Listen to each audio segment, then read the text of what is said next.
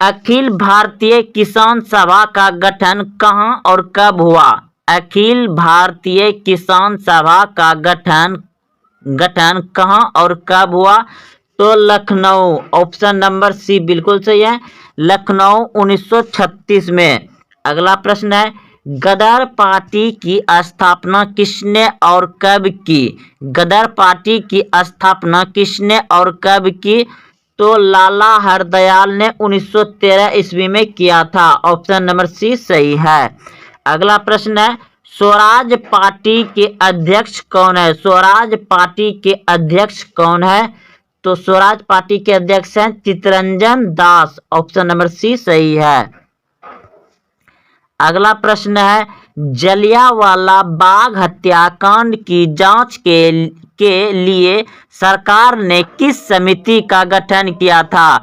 जलियांवाला बाग हत्याकांड की जांच के लिए सरकार ने किस समिति का गठन किया था? तो ऑप्शन नंबर ए बिल्कुल सही है, हेंटर समिति का, हेंटर समिति का। अगला प्रश्न है, 1915 में काबुल में भारत की अस्थायी सरकार का अध्यक्ष किसे बनाया गया था? 1915 में काबुल में भारत की अस्थायी सरकार का अध्यक्ष किसे बनाया गया था? तो महेंद्र प्रताप को। ऑप्शन नंबर बी सही है, महेंद्र प्रताप को।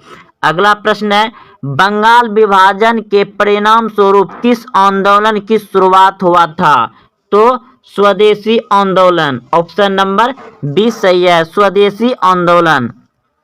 अगला प्रश्न है, पूर्ण स्वराज दिवस कब मनाया गया था? पूर्ण स्वराज दिवस कब मनाया गया था? तो 26 जनवरी 1930 ईस्वी को मनाया गया था। ऑप्शन नंबर ए सही है। अगला प्रश्न है, सिपाही विद्रोह कब हुआ था? सिपाही विद्रोह कब हुआ था? तो ऑप्शन नंबर बी सही है, 1897 ईस्वी में हुआ था। फूट डालो और राज करो की नीति किसने अपनाई? फूट डालो और राज करो की नीति किसने अपनाई? तो अंग्रेजों ने। ऑप्शन नंबर ए सही है। अगला प्रश्न है, राष्ट्रीय स्वयंसेवक संघ की स्थापना कब और किसने की? राष्ट्रीय स्वयंसेवक संघ की स्थापना कब और किसने की? तो ऑप्शन नंबर बी बिल्कुल सही है, 1925 में के बी हेडगावर ने किया था। ऑप्शन नंबर बी सही है।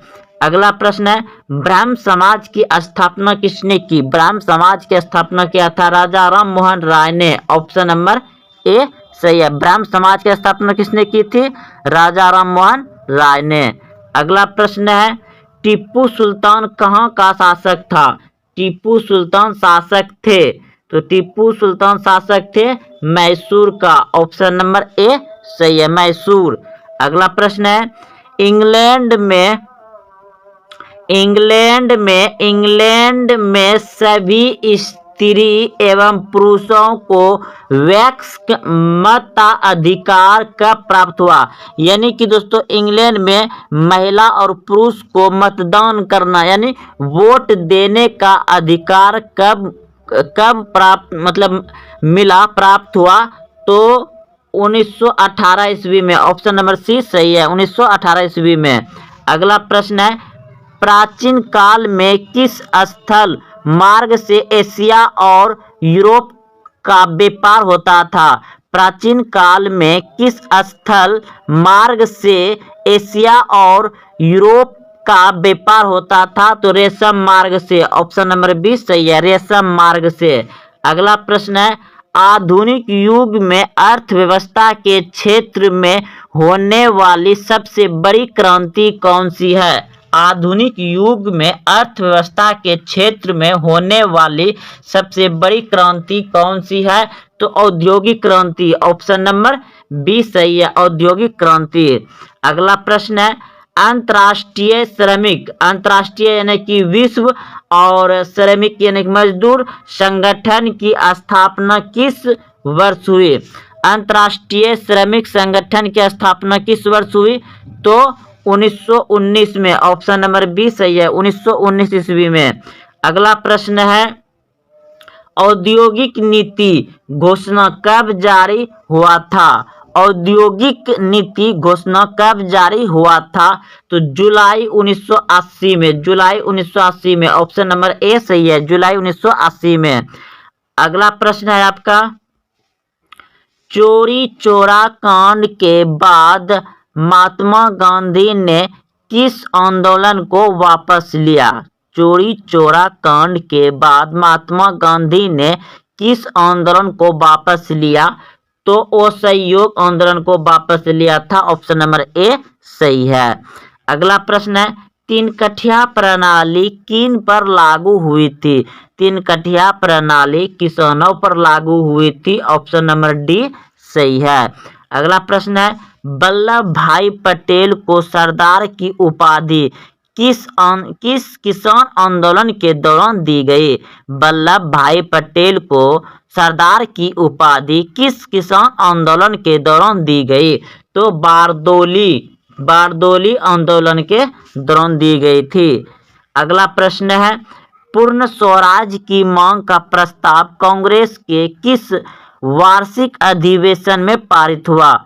पूर्ण स्वराज की मांग का प्रस्ताव कांग्रेस के किस वार्षिक अधिवेशन में पारित हुआ? तो ऑप्शन नंबर ए बिल्कुल सही है, 1929 ईस्वी लाहौर में, 1929 ईस्वी लाहौर में। अगला प्रश्न है, सविनय अवज्ञा आंदोलन कब और किस यात्रा से शुरू हुआ? सविनय अवज्ञा आंदोलन कब और किस यात्रा से शुरू हुआ? तो ऑप्शन नंबर सी बिल्कुल सही है, 1930 दांडी यात्रा, 1930 दांडी यात्रा से। अगला प्रश्न है, असहयोग आंदोलन का प्रस्ताव कांग्रेस के किस अधिवेशन में पारित हुआ? असहयोग आंदोलन का प्रस्ताव कांग्रेस के किस अधिवेशन में पारित हुआ? तो ऑप्शन नंबर हो जाएगा इसका आपका ए बिल्कुल सही है, सितंबर 1920 ईस्वी में, सितंबर 1920 ईस्वी में। लक्ष्मी सागर झील किस राज्य में स्थित है? लक्ष्मी सागर झील किस राज्य में स्थित है? इस प्रश्न का उत्तर दीजिए कमेंट में अगर आप जान रहे हैं तो। बिहार में। ऑप्शन नंबर सी सही है, लक्ष्मी सागर झील कहां है? बिहार में। निम्न में से कौन लवणीय झील है? निम्न में से कौन लवणीय झील है? सांभर झील। ऑप्शन नंबर सी सही है। अगला प्रश्न है, गंगा नदी पर गांधी सेतु किस शहर के निकट अवस्थित है? गंगा नदी पर गांधी सेतु किस शहर के निकट अवस्थित है? तो पटना। गांधी सेतु पुल जो कि सबसे बड़ा है वो पटना। अगला प्रश्न है,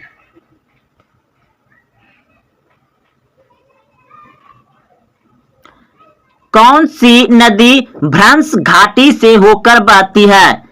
कौन सी नदी भ्रंश घाटी से होकर बहती है? तो ताप्ती। ऑप्शन नंबर सी सही है। कौन सी नदी प्रद्वीपीय भारत की सबसे लंबी नदी है? कौन सी नदी प्रद्वीपीय भारत की सबसे लंबी नदी है? ऑप्शन नंबर ख सही है, गोदावरी।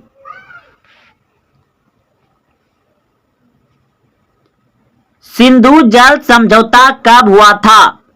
सिंधु जल समझौता कब हुआ था? ऑप्शन नंबर सी बिल्कुल सही है, 1960 में।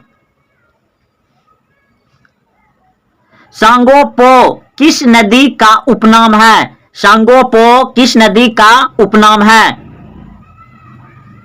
ब्रह्मपुत्र नदी का। ऑप्शन नंबर ख सही है। इनमें से गर्म जल का प्रपात कौन है?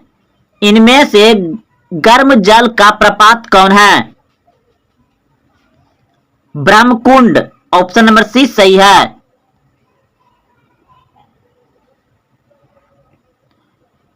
कोसी नदी का उद्गम स्थल कहाँ है? कोसी नदी का उद्गम स्थल कहाँ है? गोसाई धाम, ऑप्शन नंबर सी सही है। तो दोस्तों ये सभी बहुत ही इंपॉर्टेंट प्रश्न थे बिहार बोर्ड मैट्रिक परीक्षा के लिए, जो सामाजिक विज्ञान में पूछे जाएंगे। और हाँ दोस्तों, आपको कैसा लगा कमेंट जरूर करें, और आप जिस प्रश्न को पहले से उत्तर जान रहे थे वह भी जरूर कमेंट करें। और अभी तक चैनल को सब्सक्राइब नहीं किए तो चैनल को सब्सक्राइब जरूर करें और अपने दोस्तों में शेयर जरूर करें। तो मिलते हैं फिर कल। जय हिंद, जय भारत।